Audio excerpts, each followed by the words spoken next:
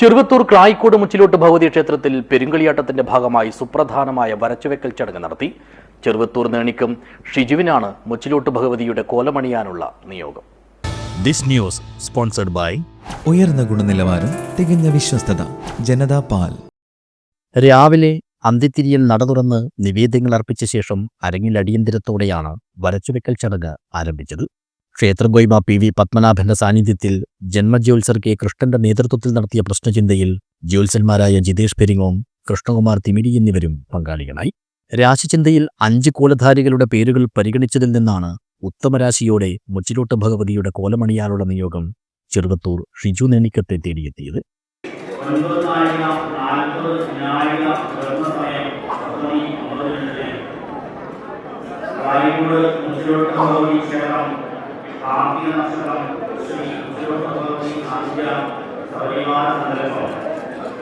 പെരുങ്കളിയാട്ടം മഹോത്സവപ്രാർത്ഥനയുമായി തിരുനടയിൽ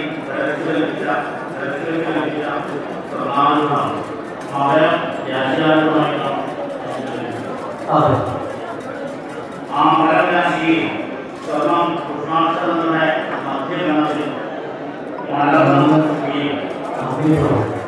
ആ അനന്ത സ്വർണത്തിനെ അഗ്നി ഗണത്തിലേക്ക് കോലധാരിയായി നിശ്ചയിക്കപ്പെട്ടതോടെ ഷിജു നേണിക്കം ക്ഷേത്ര മതിൽക്കെട്ടിന് പുറത്ത് പ്രത്യേകം സജ്ജമാക്കിയ കുച്ചിലിൽ വ്രതം ആരംഭിച്ചു. വരച്ചുവെക്കലിന് ശേഷം ദേവിയുടെ പീഠവും സമാപന ദിവസം പ്രതിപുരുഷന്മാർക്കും കലവറയിൽ കൂടിയ ബാല്യക്കാർക്കും കയ്യേൽക്കാനുള്ള മേളീരിയും തയ്യാറാക്കുന്നതിനുള്ള പാലക്ക് കുറിയിടൽ ചടങ്ങും നടന്നു. തുടർന്ന് അന്നദാനവും നടത്തി.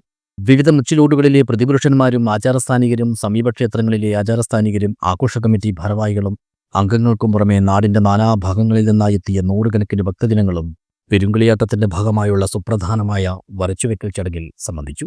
തമ്പുരാട്ടിയുടെ തിരുമുടിയേറ്റാൻ നിയോഗം ലഭിച്ച ഷിജു നേണിക്കം പ്രശസ്ത കോലധാരി പള്ളിക്കര ബാലൻകർണമൂർത്തിയുടെയും ലക്ഷ്മിയമ്മയുടെയും മകനാണ്. 7ാം വയസ്സ് മുതലാണ് ആടിവേടനും ഓണത്താറും കെട്ടി തെയ്യരംഗത്ത് പ്രവേശിക്കുന്നത്. പിന്നീട് ബിരുദ പഠന കാലയളവിൽ ഓലക്കര മാടത്തിൽ ഊർപ്പഴശ്ശി കോലം ധരിച്ച് തെയ്യാട്ടക്കളത്തിൽ സജീവമായി.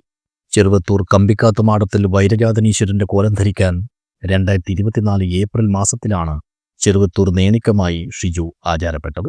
42കാരനായ ഷിജു നേണിക്കം കാസർഗോഡ് കൺട്രോൾ റൂമിലെ സിവിൽ പോലീസ് ഓഫീസർ കൂടിയാണ്. News bureau, Cheruvathur.